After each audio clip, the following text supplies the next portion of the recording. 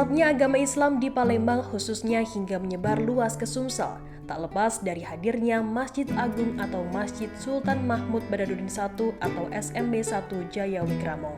Masjid yang terletak di jantung kota Palembang itu merupakan peninggalan Kesultanan Palembang Darussalam dan salah satu masjid tertua, sudah menjadi masjid nasional dan cagar budaya. Sejak awal, masjid ini menggunakan jam matahari sebagai penunjuk waktu sholat.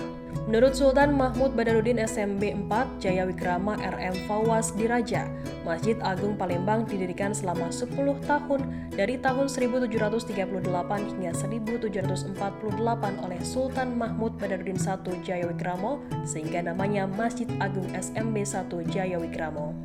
Karena itulah sejak adanya Masjid Agung ini, penyebaran agama Islam di Sumatera Selatan semakin masif. Bukan hanya di masjid saja, tapi di daerah-daerah sekitar.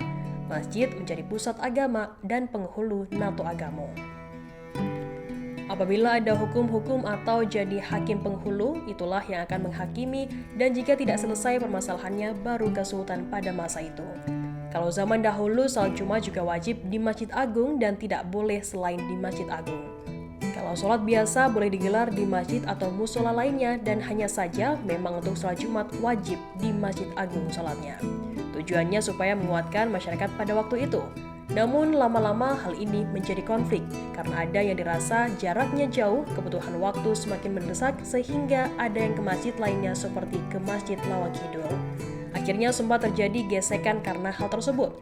Karena sejatinya Masjid Agung Palembang ini menjadi Islamic Center atau tempat berkumpulnya semua orang untuk belajar agama supaya ilmu beragamanya sesuai standarisasi. Saat ini minat masyarakat ke Masjid Agung cukup antusias apalagi saat sholat Jumat. Namun harapannya bukan hanya saat sholat Jumat saja yang ramai, namun juga setiap sholat lainnya selalu penuh, terutama di ruang utama. Karena memang bangunan asli dari Masjid Agung ini ada di dalam. Bangunan asli masjid berbentuk bujur sangkar dengan atap limas bersusun. Ornamen atapnya bergaya khas Palembang dipadukan dengan sentuhan Cina.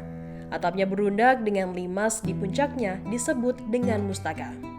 Mustaka atau kepala jurai kelompok simbar yang dipasang pada atap masjid ada sebanyak 13 buah di setiap sisinya.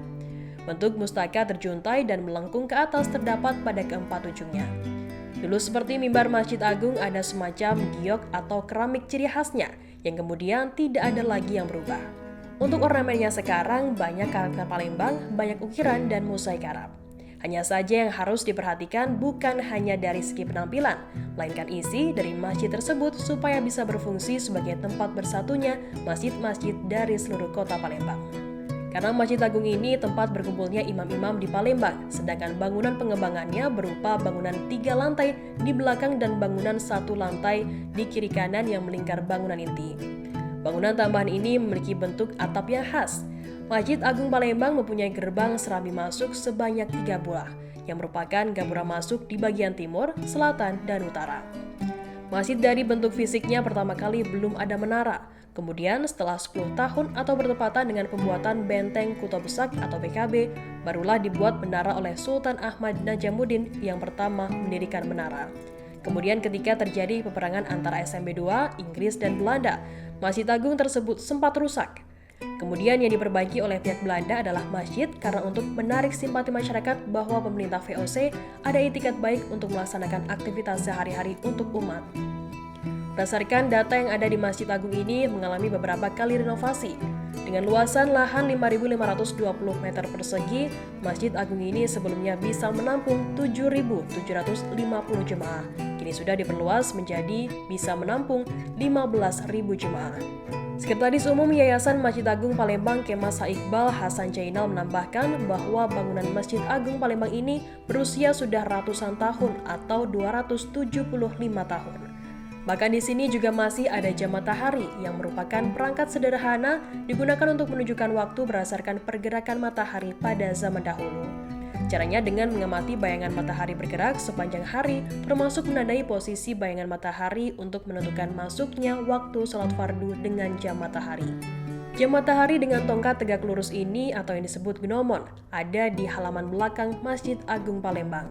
Lalu di Masjid Agung ini juga banyak muncul mu'alaf-mu'alaf, bahkan setiap bulan pasti ada yang diislamkan di Masjid Agung ini. Bulan Ramadan seperti tahun-tahun sebelumnya rutin menyiapkan buka puasa, paling sedikit 600 makanan untuk jemaah. Kemudian lanjut sholat isya dan tarawih di sela-sela waktu diisi dengan ceramah agama dan kajian.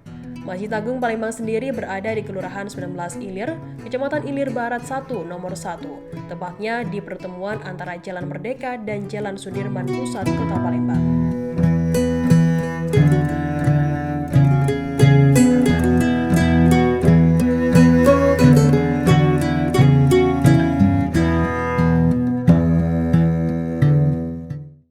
Terima kasih sudah nonton. Jangan lupa like, subscribe, dan share ya.